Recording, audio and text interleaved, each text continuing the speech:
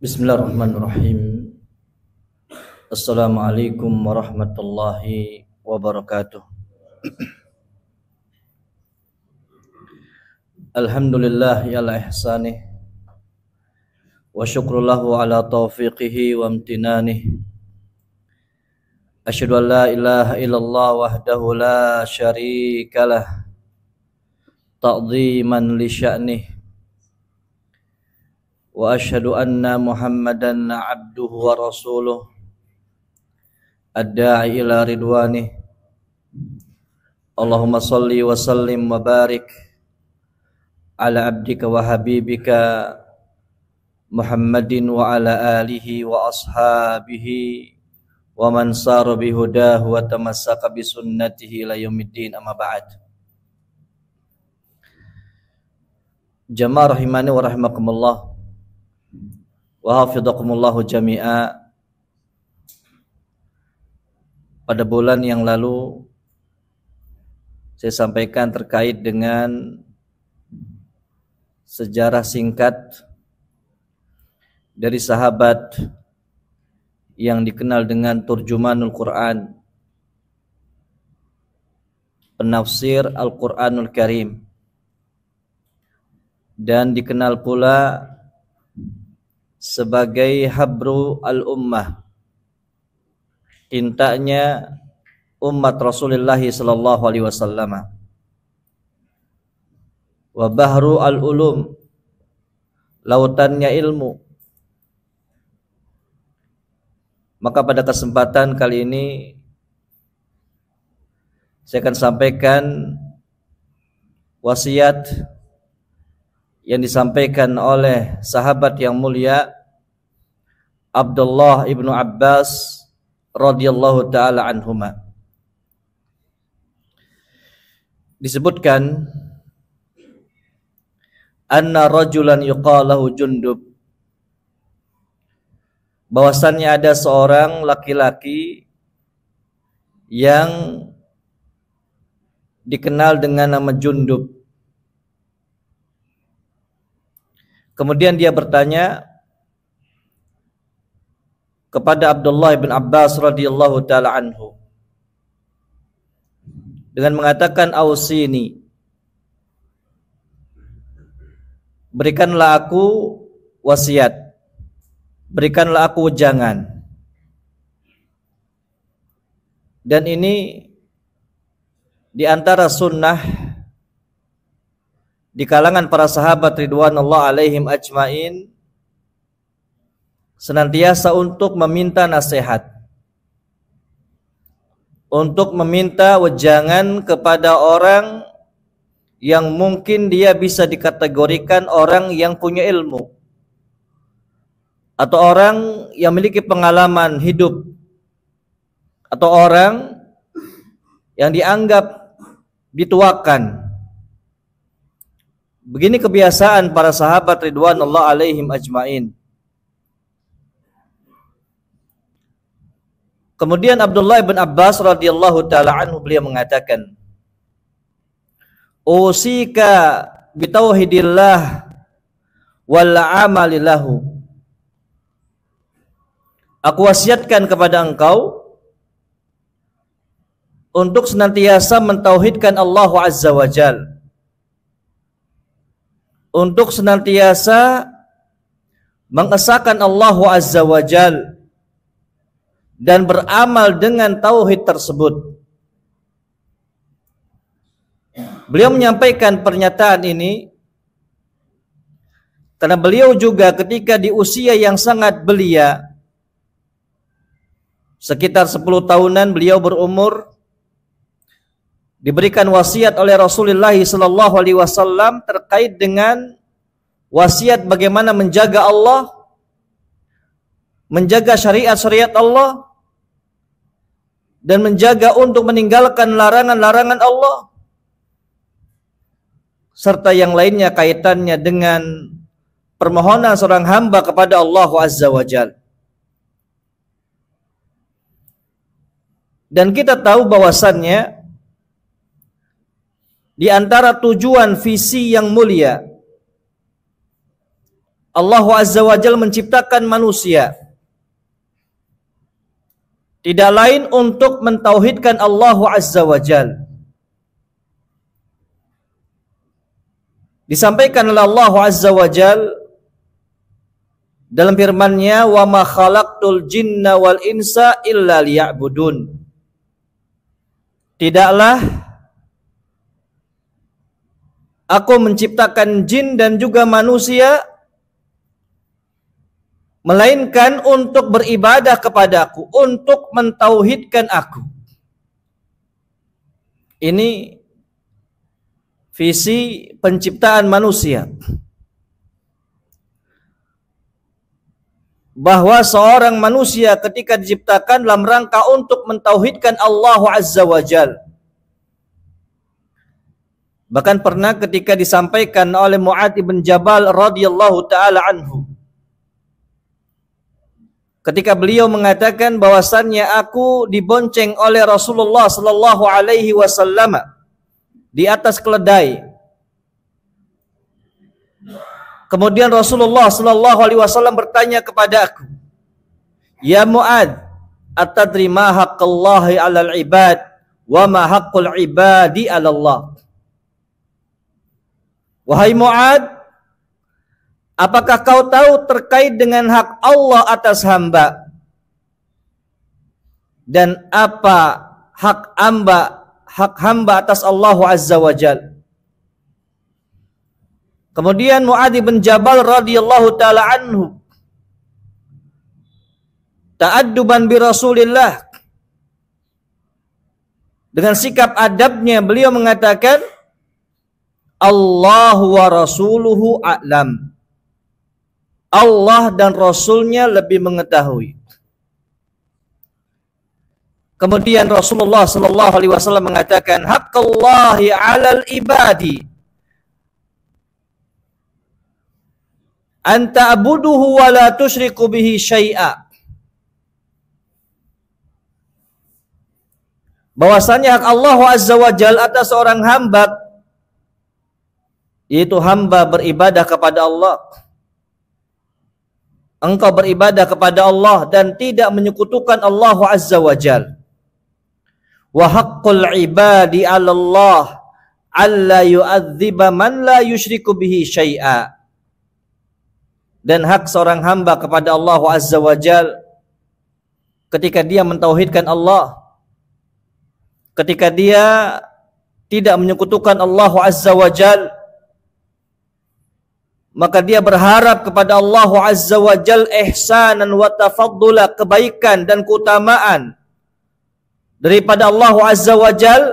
Allah tidak mengadab hamba yang senantiasa mentauhidkan Allah Azza wa Jalla. Disebutkan pada suatu hari Ibrahim bin Adham rahimahullahu taala,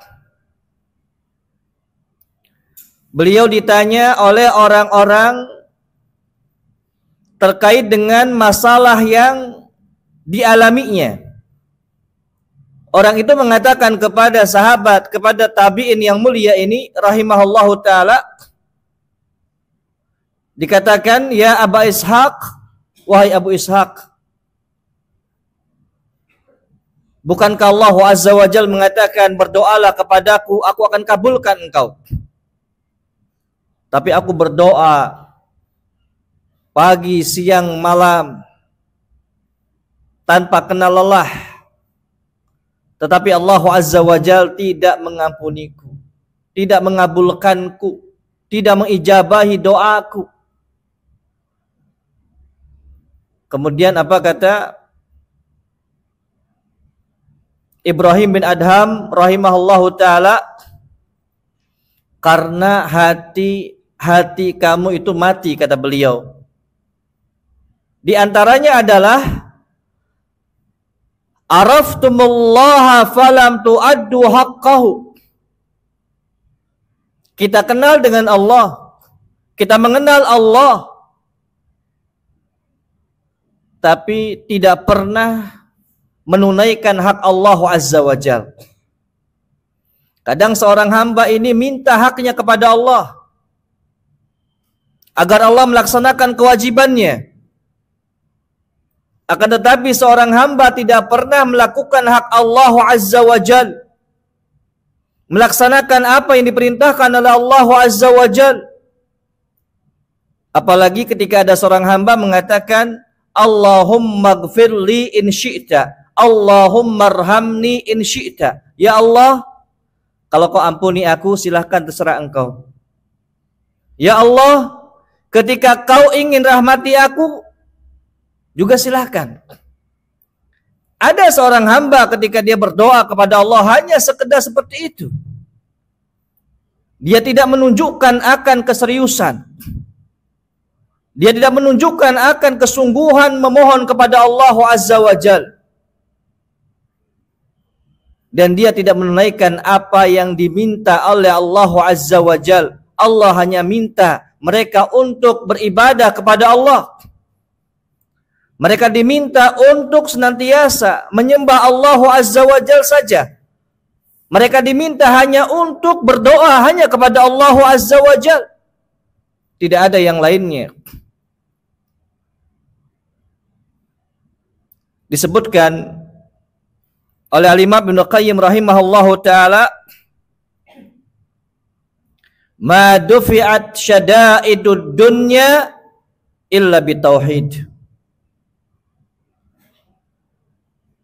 Tidak ada yang bisa menyelesaikan permasalahan dunia, problematika yang ada di dunia, kecuali dengan tauhid.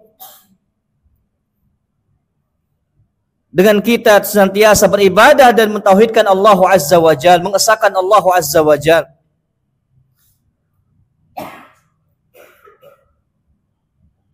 Karena Allah Azza wa Jal mengatakan, wala tufsidu fil ardi ba'da islahiha.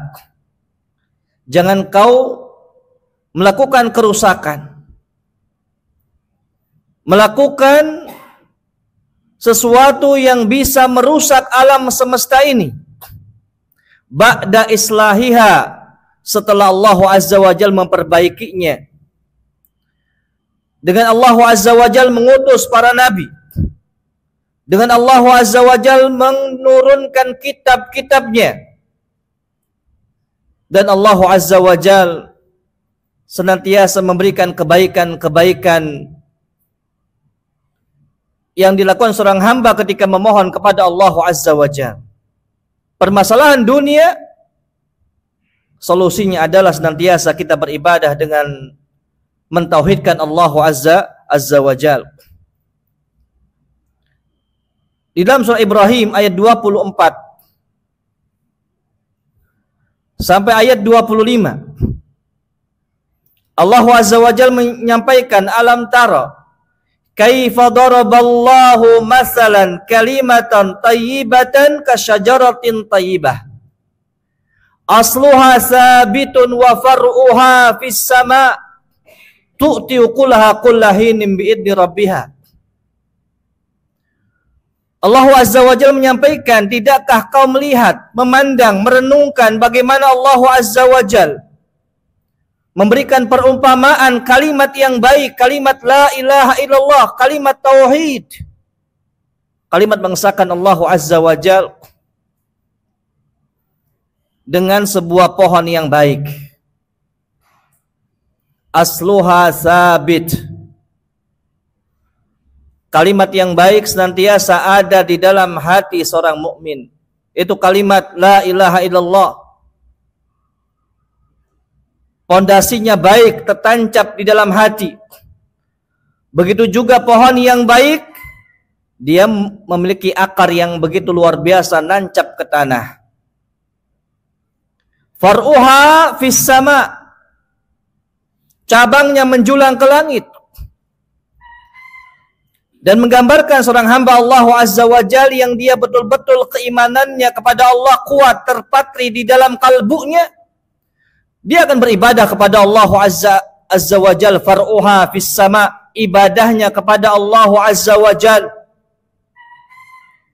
Kemudian setelah itu tu'ti ukulaha kullahinim bi'idni rabbiha, dari buah akidah yang baik, akidah yang benar, keyakinan yang benar, tauhid yang benar, ibadah yang benar, akan membuahkan yang namanya tu'ti ukulaha kullahin bi'idni rabbiha, akan memberikan buah akhlak yang mulia, akhlak kepada Allah, akhlak kepada sesama, akhlak kepada alam sekitarnya, dengan dia senantiasa beribadah kepada Allah dengan sebaik-baiknya ibadah. Ini buah daripada at-tauhid. Oleh karena itu, wasiat yang pertama yang disampaikan oleh Abdullah bin Abbas radhiyallahu taala anhu untuk senantiasa memperkuat tauhid dan mengamalkan tauhid. Bagaimana ketika kita melakukan sebuah amalan, ketika kita bekerja, jadikan ibadah kerja itu sebagai ibadah, dan itu mengharapkan pahala dari Allah Azza wa Jalla. Bahkan pernah disebutkan ada seorang laki-laki gagah berani dengan tinggi yang sangat luar biasa. Kemudian ada seorang mengatakan kalau seandainya dia gunakan untuk berjihad, itu baik sekali.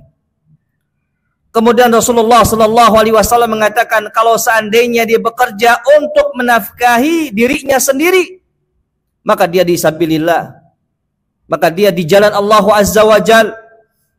Maka ketika dia bekerja untuk memberikan nafkah keluarganya, orang tuanya, maka dia di fi sabilillah.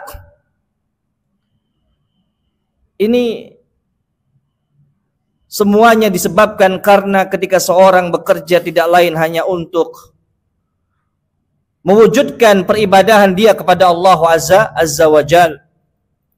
Umar Khattab radhiyallahu taala anhu pernah menyebutkan, "Akrahu rajulan sabahlala la fi amri dunya wala fi amril akhirah." Aku sangat membenci seorang laki-laki yang kerjaannya nganggur, nggak ada kegiatan apapun pula. La fi amri dunya wala fi amril akhirah. Tidak terkait dengan urusan dunia dan juga tidak terkait dengan urusan akhirat. Jamaah rahimani wa rahimakumullah wa hafidhakumullah jami'a. Mudah-mudahan nasihat yang pertama ini bisa menjadikan kita semakin meneguhkan ibadah kita kepada Allah, semakin kita mengesahkan Allah Azza wa Jal, dan semakin mengokohkan kita tauhid kita kepada Allah Azza wa Jal, dan kita mengamalkan dalam kehidupan sehari-hari kita. Mudah-mudahan ini bermanfaat. Wa sallallahu ala Muhammad wa ala alihi wa sahbihi wa sallim. Summa assalamu alaikum warahmatullahi wabarakatuh.